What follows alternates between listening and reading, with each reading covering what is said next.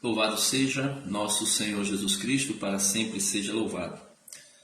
Seja bem-vindo mais uma vez às minhas redes sociais. Queria refletir um pouquinho hoje sobre o Evangelho desse dia, o Evangelho desta segunda-feira. No Evangelho de hoje, Jesus vem nos trazer uma grande lição de humildade. O que é ser de fato humilde? Como nós podemos viver, a humildade que Cristo nos ensinou? Então, vamos lá. Em nome do Pai, do Filho e do Espírito Santo. Amém.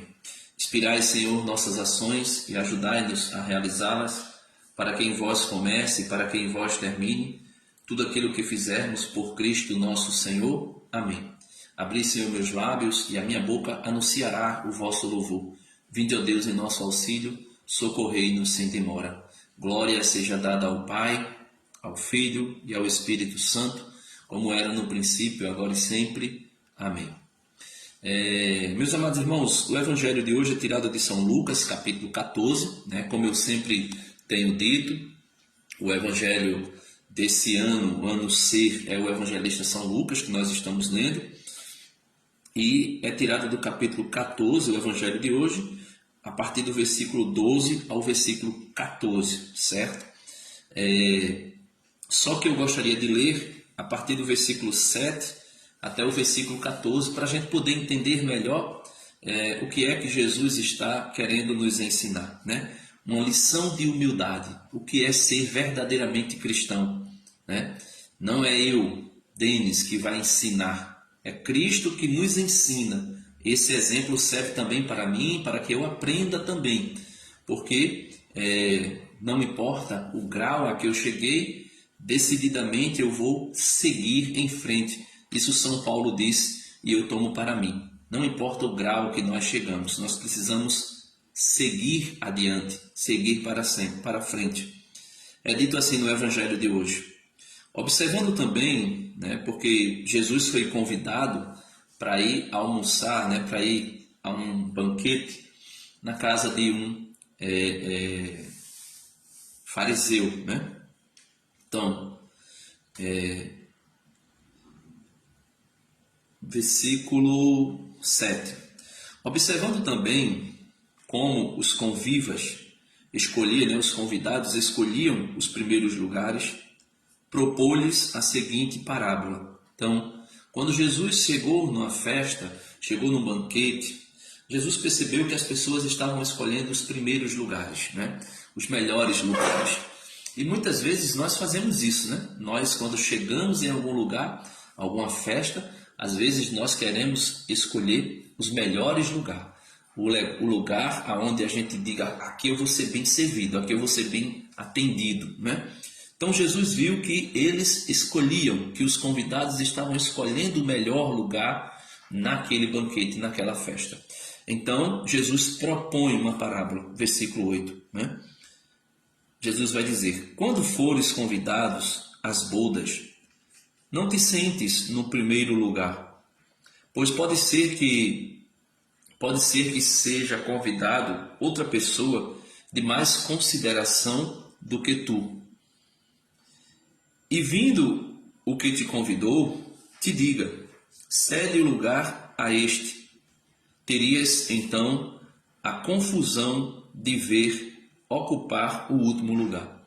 Então ele diz, se você chega e senta no primeiro lugar, pode ser que aquele que te convidou, aquele lugar esteja reservado para uma pessoa, vamos dizer assim, de maior condição, de maior consideração pelo aquele que te convidou, ou seja, por parte daquele que te convidou. Então ele vai dizer, olha, sai daqui, senta ali atrás, porque esse lugar aqui é de fulano de tal.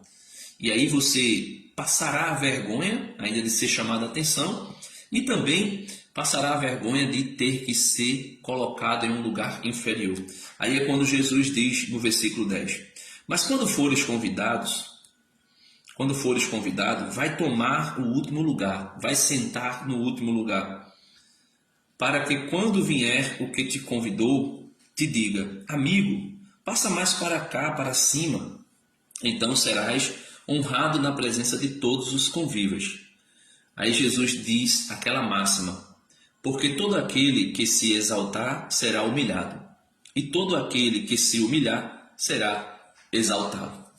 E aqui vai se iniciar agora o evangelho de hoje. Mas por que eu quis ler essa primeira parte da parábola?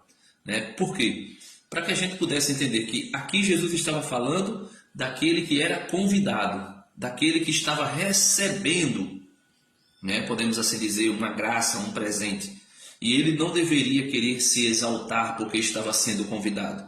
Não deveria querer se exaltar, se gloriar, ou gloriar-se a si mesmo porque tinha sido convidado. Ao contrário, Jesus vai dizer que ele deve procurar o lugar mais, vamos dizer assim, inferior. Por quê? Porque quanto mais eu me humilho, mais eu posso ser exaltado por Deus. E quanto mais eu me exalto, eu posso ser humilhado. Aqui fica aquela máxima de São João Batista, quando foi batizar Jesus, e muitos pensavam que João Batista era o Messias. Ele disse que não era o Messias, mas ao contrário, ele dizia, o que importa é que eu diminua para que ele cresça, para que Jesus apareça. Então, é isso que Jesus está nos ensinando. Na vida cristã, na vida do crente, na vida daquele que segue a Jesus, o mais importante não é aparecer, é se esconder.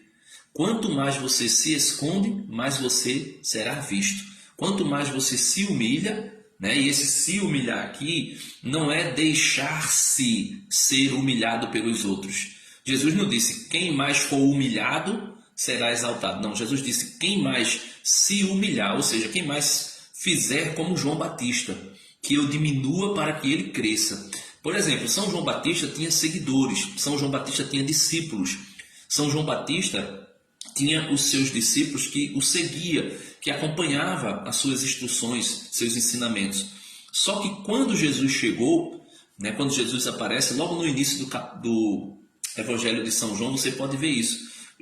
João Batista estava com os seus discípulos e quando Jesus aparece, João Batista diz, olha o Cordeiro de Deus que tira o pecado do mundo. E quando João Batista diz isso, os primeiros discípulos de Jesus, na verdade, foram os discípulos de João Batista que deixaram de seguir João Batista e passaram a seguir Jesus. E fizeram isso por quê? Porque João Batista não anunciava a si mesmo. João Batista anunciava o Messias, o Cordeiro de Deus que deveria vir. Então, quem anuncia a si mesmo vai ficar a ver navios. Mas quem anuncia a Cristo será glorificado. Por quê? Quem se humilha, João Batista disse que eu diminua para que ele seja visto.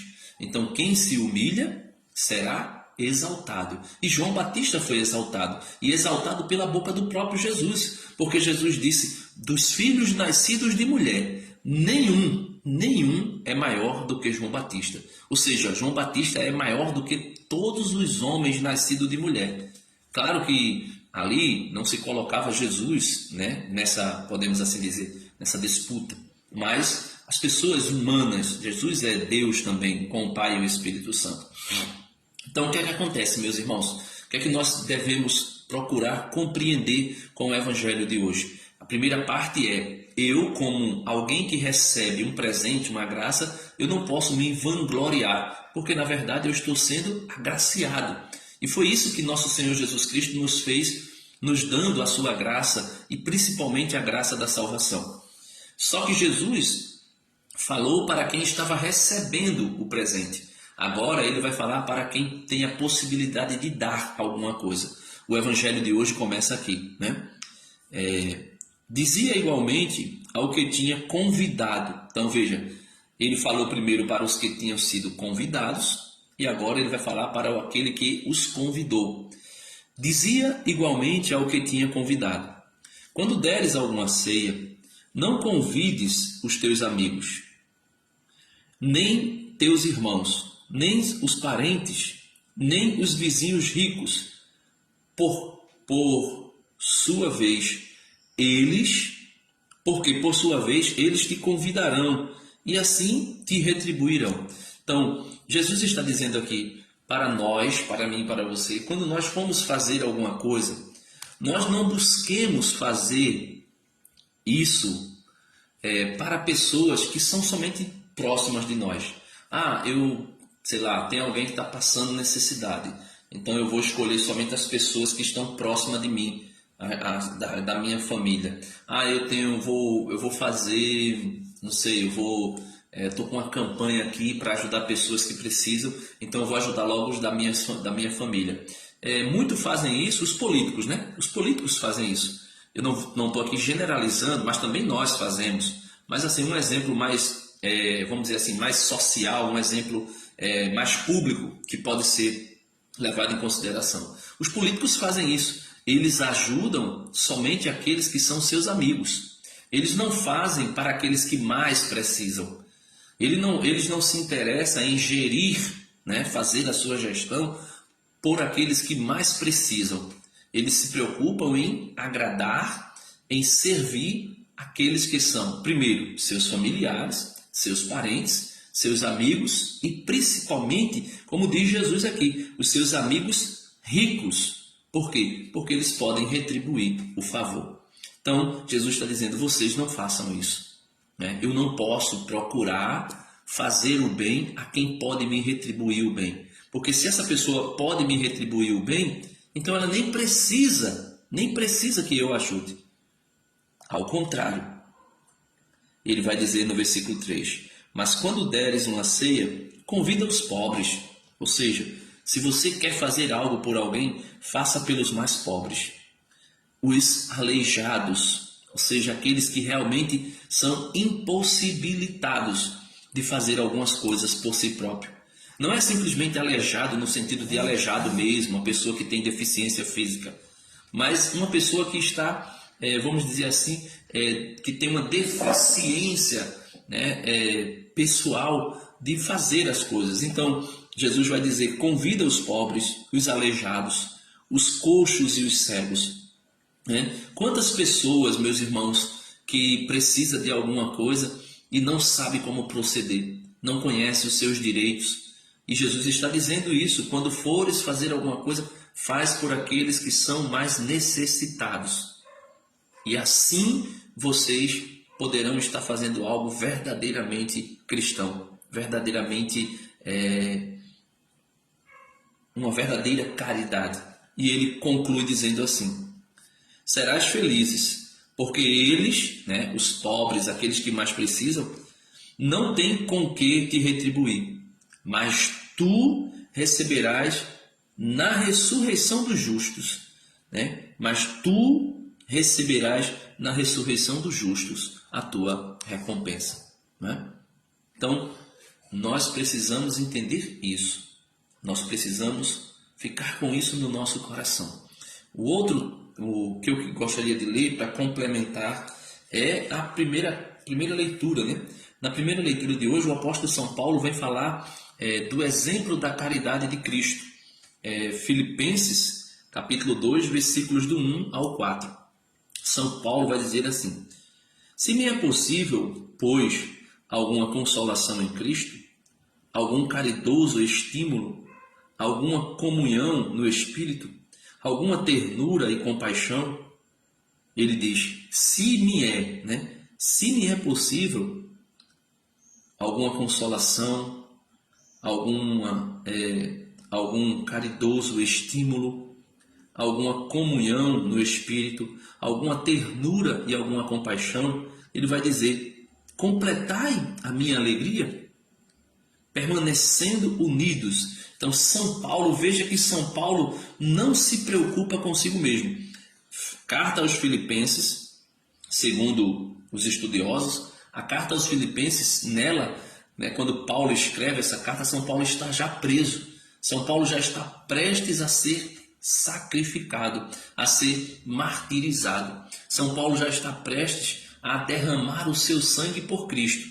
Mas ele não fica preocupado. Veja, ele diz, se é possível, pois, alguma consolação em Cristo, se me é possível, pois, alguma consolação em Cristo, algum caridoso estímulo, alguma comunhão no Espírito, alguma ternura e compaixão, eu não quero que isso seja feito porque vocês vão me servir, porque vocês vão lutar por mim. Não, ele está dizendo, se me é possível essas alegrias, eu acredito que eu só as terei se vocês, veja, ele diz, se vocês, né, completai a minha alegria, permanecendo unidos. Então, para São Paulo, a alegria dele, a consolação dele, a compaixão, um estímulo para que ele desse a vida por Cristo, não seria ele receber alguma coisa pessoalmente, seria ele ver a sua igreja, né, a igreja dos Filipenses,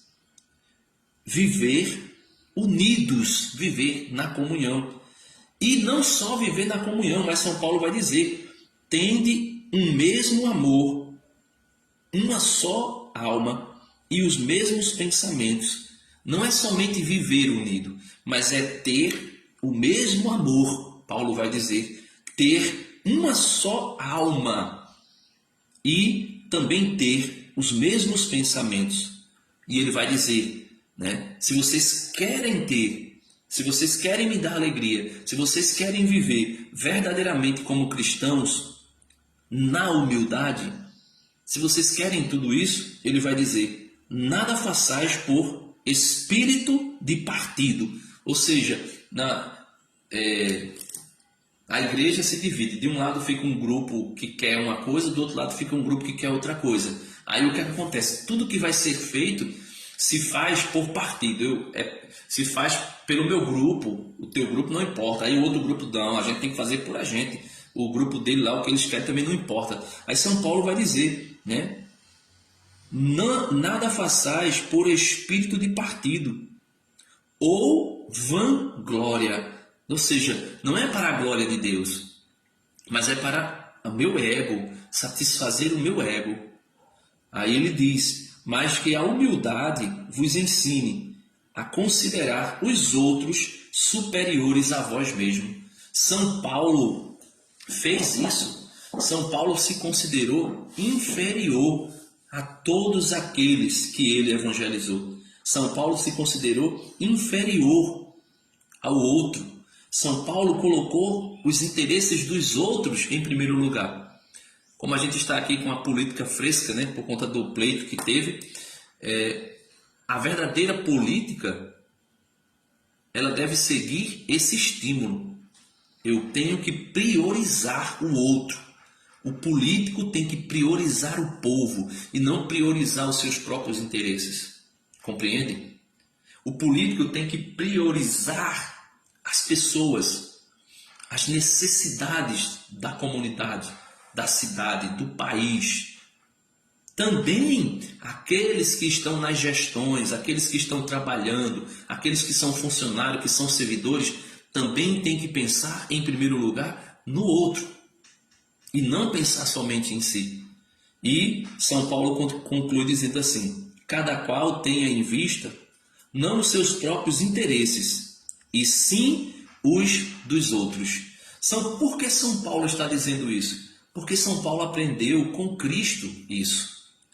Jesus, veja, Jesus, Deus, infinitamente poderoso, glorioso, infinitamente bom, infinitamente amoroso, dono do ouro e da prata, independente de qualquer coisa. Mesmo sem nós, ele continua sendo Deus.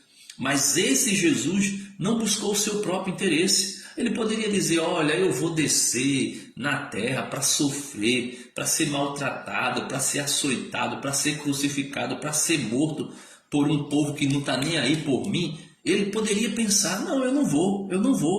Eu vou ficar aqui no meu trono e eles lá resolvam o que eles tiverem que resolver. Cada um faça por si. Ele poderia fazer isso. Mas a palavra de Deus vai dizer, São João capítulo 3, versículo 16, se eu não me engano, Jesus vai dizer, né? Porque Deus amou de tal maneira o mundo que entregou o seu Filho unigênito, para que todo aquele que nele crê não pereça, mas tenha a vida eterna. São Paulo escrevendo, eu não sei se é aos Filipenses ou é aos Colossenses, eu não lembro agora, mas São Paulo vai falar da humildade de Cristo, né? Que Cristo, mesmo sendo Deus, não usurpou do direito de ser como Deus, mas se humilhou, e se humilhou até a condição de um escravo, a morrer, e morrer a morte de cruz.